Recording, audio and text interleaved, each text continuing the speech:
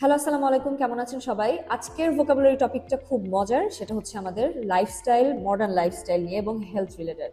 So the name of today's topic is holistic health and modern lifestyle. So without any further do, let's get started with the video.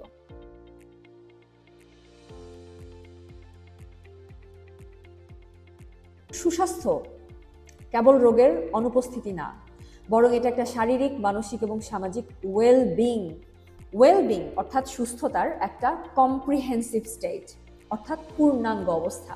সুস্থতার একটা পূর্ণাঙ্গ অবস্থা অর্থাৎ comprehensive state. আধুনিক যুগে আমাদের sedentary lifestyle, I repeat, sedentary lifestyle, যেটা শারীরিক পরিশ্রমহীন জীবনযাত্রা। এমন হয় না যে আমাদের জীবনে অনেক সময় আমরা যারা অফিসে বসে কাজ করি আমাদের খুব বেশি একটা কায়িক পরিশ্রম হয় না, শারীরিক পরিশ্রম হয় না।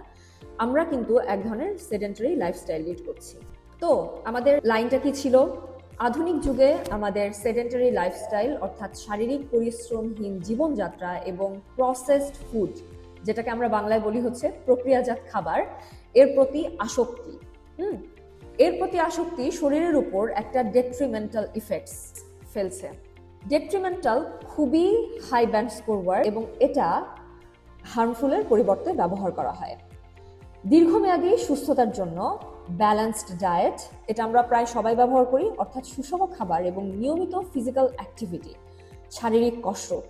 আচ্ছা, ফিজিক্যাল এক্সারসাইজ মানে তো শারীরিক ব্যায়াম বুঝি, সেটাকে যদি ফিজিক্যাল এক্সারসাইজ না বলে যদি ফিজিক্যাল অ্যাক্টিভিটি বলি আর একটু ভালো হয় না? তাহলে ফিজিক্যাল অ্যাক্টিভিটি বজায় রাখা অত্যন্ত অপরিহার্য অর্থাৎ ইম্প্যারেটিভ। এখানে অপরিহার্যের জায়গায় ইম্প্যারেটিভ কিন্তু বলা যেতে পারে। তবে বর্তমান সময়ে মেন্টাল হেলথ অর্থাৎ মানসিক স্বাস্থ্য এর গুরুত্বকেও অবহেলার করার কোনো উপায় নাই, কারণ অতিরিক্ত ক্রনিক স্ট্রেস অর্থাৎ দীর্ঘস্থায়ী মানসিক চাপ। ক্রনিক মানে কি? ক্রনিক মানে যেটা অনেক আগে শুরু হয়েছিল, অনেক আগে থেকে চলে আসছে। যখন কোনো একটা ক্রনিক ডিজিজ বলা হয়, যে I am suffering from chronic fever, এর মানেই হচ্ছে আমি একটা ক্রনিক জ্বরে আক্রান্ত, এই জ্বরটা আমার কখনো সারে না, আমাকে সবসময় এটা দুর্বল করে দিতে থাকে। তাহলে চলেন আমরা আবার সেই লাইনে ফেরত যাই। মেন্টাল হেলথ এর গুরুত্বকে অবহেলা করার কোনো উপায় নেই, কারণ অতিরিক্ত ক্রনিক স্ট্রেস অর্থাৎ দীর্ঘস্থায়ী মানসিক চাপ আমাদের শরীরের ইমিউন সিস্টেম অর্থাৎ রোগ প্রতিরোধ ক্ষমতাকে দুর্বল করে দেয়। প্রতিদিনের জীবনে মাইন্ডফুলনেস, আবার বলছি, প্রতিদিনের জীবনে মাইন্ডফুলনেস অর্থাৎ সচেতনতা বা মনোযোগ এবং পর্যাপ্ত রিকুপিউরেশন অর্থাৎ পর্যাপ্ত রেস্ট বা বিশ্রাম বা সেরে ওঠার অভ্যাস গড়ে তুললে আমরা একটা ভাইব্র্যান্ট মানে অনেক রঙিন অথবা প্রাণবন্ত এবং প্রলংড অর্থাৎ দীর্ঘায়িত জীবন উপভোগ করতে পারি। তাহলে চলেন এবার খাতা কলম নিয়ে বসে পড়ি এবং ভোকাবুলারি লিস্টের দিকে আর একটাবার চোখ বুলিয়ে দেখি। ফার্স্টেই পেয়েছিলাম হচ্ছে ওয়েলবিং মানে সুস্থতা বা কল্যাণ।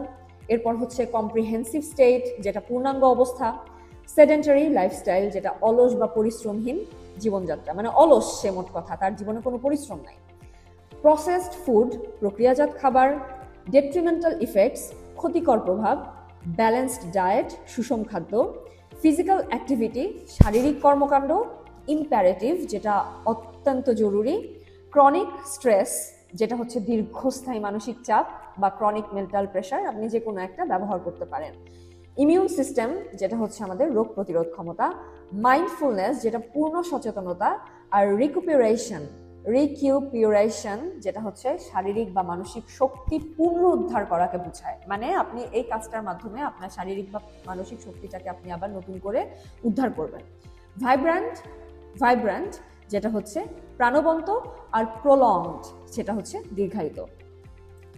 তো আমরা যেটা করব সেটা হচ্ছে প্রত্যেক দিন বেশ কিছু ভালো ভালো ভোকাবুলারি শিখব, যেটা অনেক বেশি একাডেমিক হবে, যেটা একটু অ্যাডভান্সড লেভেলের ভোকাবুলারি হবে, এবং সেটা শুধু আমাদের দৈনন্দিন জীবনে কোনো একটা ভালো জব পেতেই যে শুধুমাত্র সাহায্য করবে ব্যাপারটা এরকম না, এটা কিন্তু আমাদের আইএলটিএসেও একটা অনেক ভালো ব্যান্ড স্কোর নিয়ে আসতে পারবে। তবে যে কথাটা আমি সবসময় বলি, as I said even before, that you need to practice. No matter what, just keep practicing with those words because practice is absolutely necessary whenever you are going towards your IELTS exam. IELTS exam, it means International English Language Testing System. অনেক বেশি advanced একটা পরীক্ষা, আন্তর্জাতিক মানের একটা পরীক্ষা, এবং এই পরীক্ষার মূল্যায়নগুলো হয় অনেক পুঙ্খানুপুঙ্খভাবে, খুব খুঁটিনাটি সবকিছু তুলে ধরে এবং সবকিছু যাচাই বাছাই করে। কাজেই একটা জিনিস সবসময় মাথায় রাখবেন, সেটা হচ্ছে যেভাবেই হোক পরীক্ষায় ভালো করতে গেলে বা আমার নিজেকেও যদি আমার ইংরেজি শিখতে হয়, কারণ আপনি দেশে থাকেন, দেশে থাকলেও আপনাকে বিভিন্ন ধরনের জবে ইন্টারভিউতে ইংরেজি আপনার ফেস করতে হতেই পারে, এবং সেটার জন্য ভালো ভোকাবুলারি জানার কোনো বিকল্প নেই। সবাই ভালো থাকবেন, দেখা হচ্ছে পরের ভিডিওতে। ততদিন পর্যন্ত আল্লাহ হাফেজ, আসসালামু আলাইকুম।